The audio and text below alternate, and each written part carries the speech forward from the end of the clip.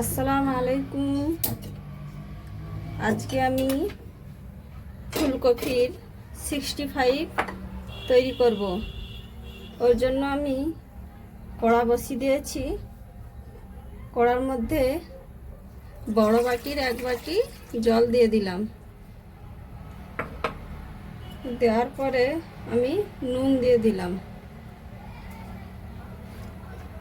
এবার আমি এই যে ফুলকপি কেটে রেখেছি এরকম সাইজ করে 65-এর জন্য ফুলকপিগুলো আমি ভাপিয়ে নেব। ফুলকপিগুলো আমি বেশি ভাপাবো না, 1 থেকে 1.5 মিনিট ভাপিয়ে নেব। ঢাকা দিয়ে দিচ্ছি। আমার এটা 1 থেকে 1.5 মিনিট হয়ে গিয়েছে। এবার আমি এটা তুলে নেব। একটা বোলের মধ্যে তুলে নিচ্ছি।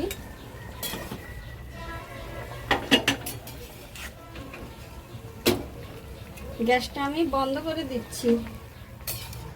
যে ফুলকপিগুলো আমি ভাপিয়ে রেখেছিলাম ফুলকপিগুলো ম্যারিনেট করে নেব। ওর জন্য আমি দিয়ে দিচ্ছি 3 চামচ বেসন। বেসনটা 3 চামচ দিয়ে দিলাম। চা চামচের চালের গুঁড়ো দিচ্ছি 2 চামচ। কর্নফ্লাওয়ার দিচ্ছি 1 চামচ।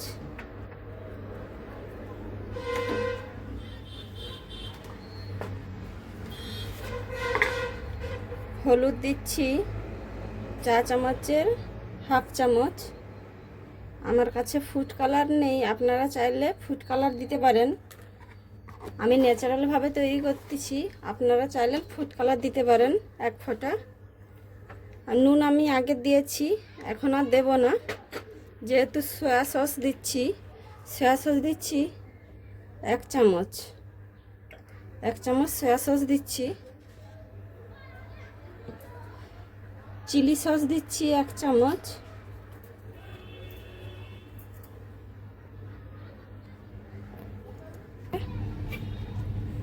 চিলি সস দিচ্ছি 1 চামচ।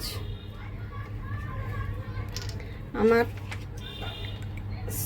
টমেটো সস দিচ্ছি 1 চামচের একটু কম।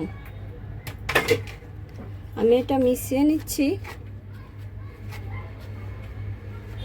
যেহেতু আমি টক দই দিচ্ছি না, টক দই দিলে ভালো হয়, আমি এখানে লেবুর রস দেব। আমি লেবুর রস এখানে হাফ দিয়েছি।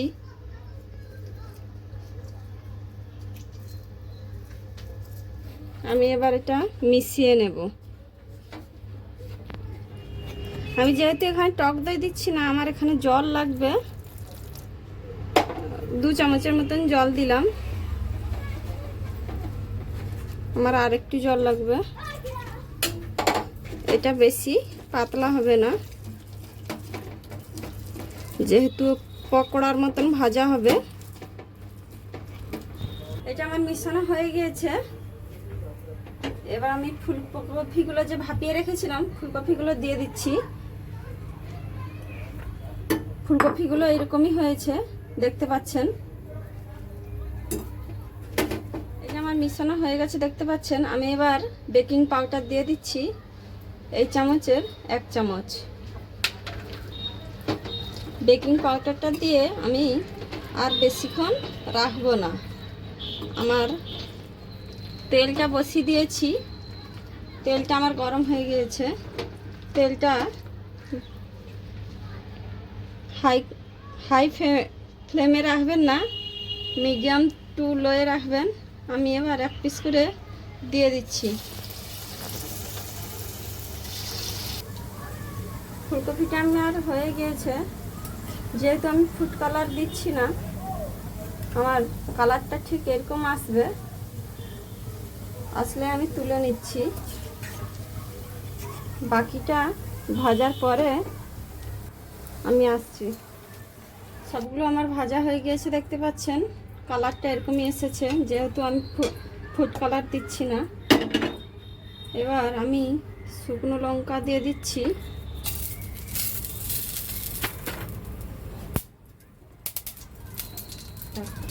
আমি তেল দিয়ে দিচ্ছি 1 চামচ। তেলটা দেওয়ার পরে লঙ্কা ভাজা হয়ে গেছে, আমি রসুন দিয়ে দিচ্ছি 1 চামচ, কাঁচা লঙ্কা, কারি পাতা আমার কাছে ছিল না, শুকনোটাই ছিল, আমি শুকনো দিচ্ছি। আপনারা চাইলেন কাঁচা তুলে এনে দিতে পারেন। আমি এগুলো ভেজে নিচ্ছি। আমার রসুন, কাঁচা লঙ্কা, কারি পাতা ভাজা হয়ে গিয়েছে, আমি ওই ফুলকপিগুলো দিয়ে দিচ্ছি। এটা বেশিক্ষণ নাড়াচাড়া করতে হবে না, জাস্ট মিশানো হয়ে গেলেই হয়ে যাবে।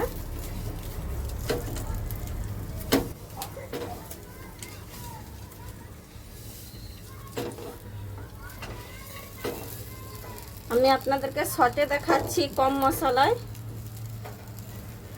আমি টক দই ইউজ করছি না, যেহেতু ফুলকপি সবজি, চিকেন হলে টক দই ব্যবহার করা হতো।